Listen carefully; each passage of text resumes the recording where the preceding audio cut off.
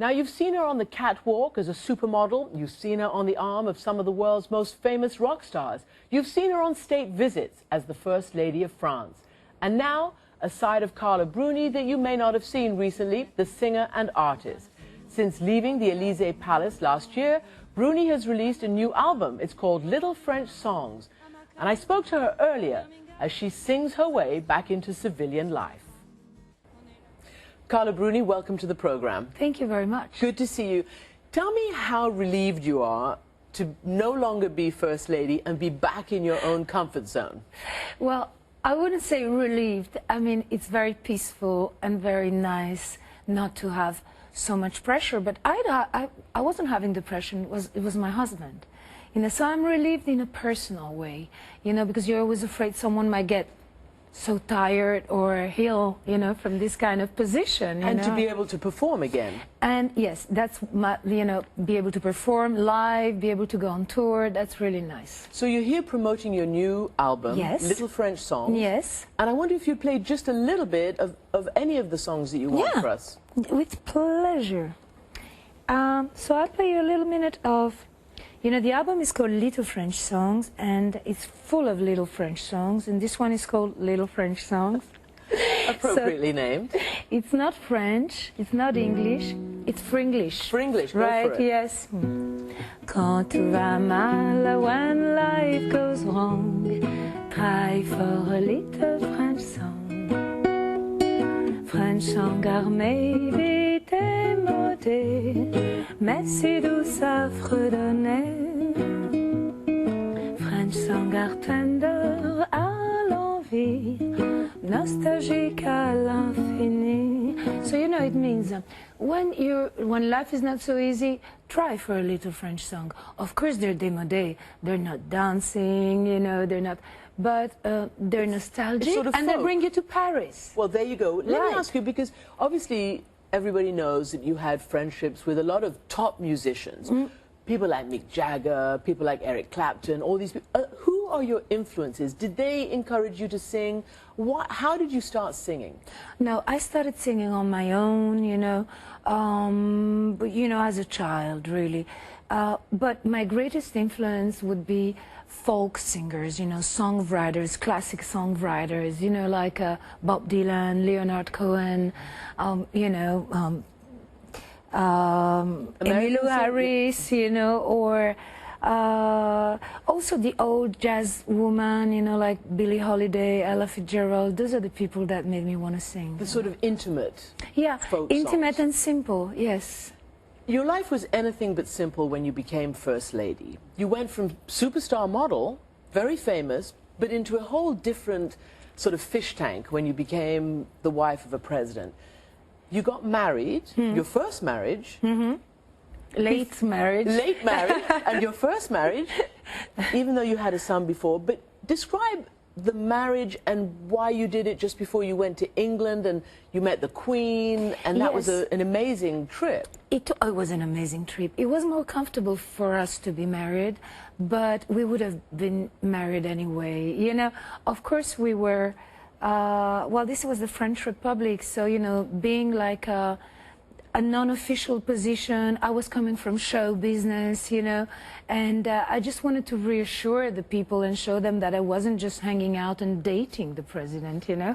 So we got married, but to tell you the truth, I would have married that man in any situation, and just as fast as we did it anyway. Well, let me ask you about that, because, you know, people know the public persona of Nicolas Sarkozy. He's rather brash, he's not very friendly to the press. Maybe you can change that for us. People didn't think it was well, there were a lot of people who thought that this wasn't going to last, that it wouldn't last the end of the presidency, that you'd bolt afterwards or he'd bolt afterwards. You two are very different. And yet you've defied the odds, and you're together and you have a young daughter. What is it about the relationship? Oh, well, we're fall madly in love at the first minute. And it's very hard when you have a public life it's very hard for the person that sees you from outside and doesn't know you to know what you really are and what really happens. So, you know, in between us, we're very similar. You know, we're like the song, you know, he says potato and I say potato, he says tomato and I say tomato.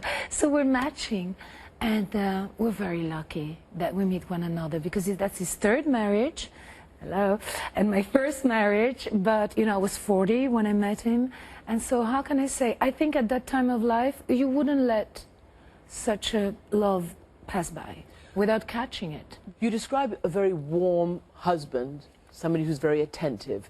So what do you make of the fact that he's being called, you know, elderly abuse, this whole case with Liliane Bettencourt, that he's accused of sort of trying to prey on her for campaign funds? But I don't know how I would describe, but I'm sure that everything about the truth will come out soon. Fair enough. Yes. And you became a slightly older mother. You were 43 when you were pregnant. Definitely not a young. What was that like? Tiring, but lovely, like a miracle, you know, kind of a miracle.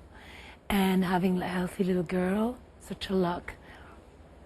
Well, you know, motherhood is tiring even for young women, you know, but when you're older, of course, it's like, and, but maybe you appreciate it more, maybe you give it more. And you say a miracle. I just want to go right back into some of the people who you met as First Lady, and one of them, of course, was the miracle of South Africa, who's Nelson Mandela, who, as we know, is ailing in hospital. Yes. What was it like meeting him? You and your husband did. What did you get out of that? What was that moment like?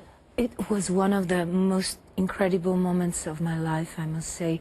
We were in South African state visit, and we went to visit his prison before we went to meet him. And when I saw Nelson Mandela is a very grand and tall and you know, sort of a very, very imponent man, you know.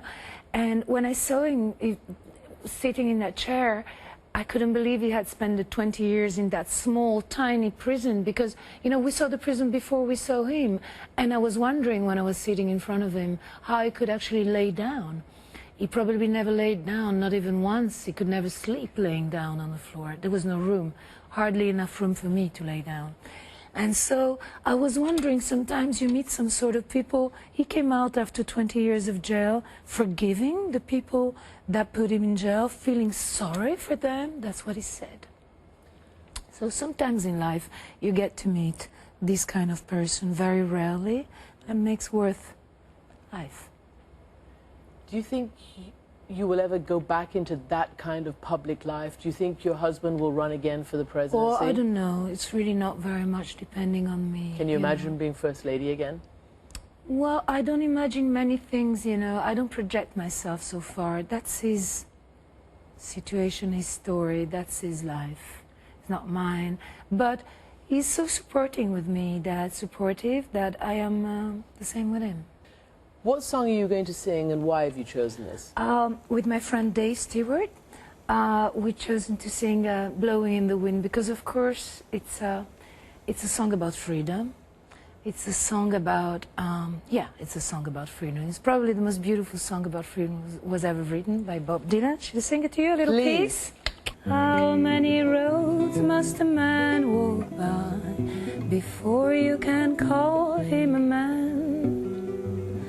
And how many seas must a white dove sail before it can sleep on the sand? Yes, and how many times must the cannonballs fly before they're forever banned? The answer, my friend, is blowing in the wind. The answer is blowing in the wind. Beautiful. Thank you.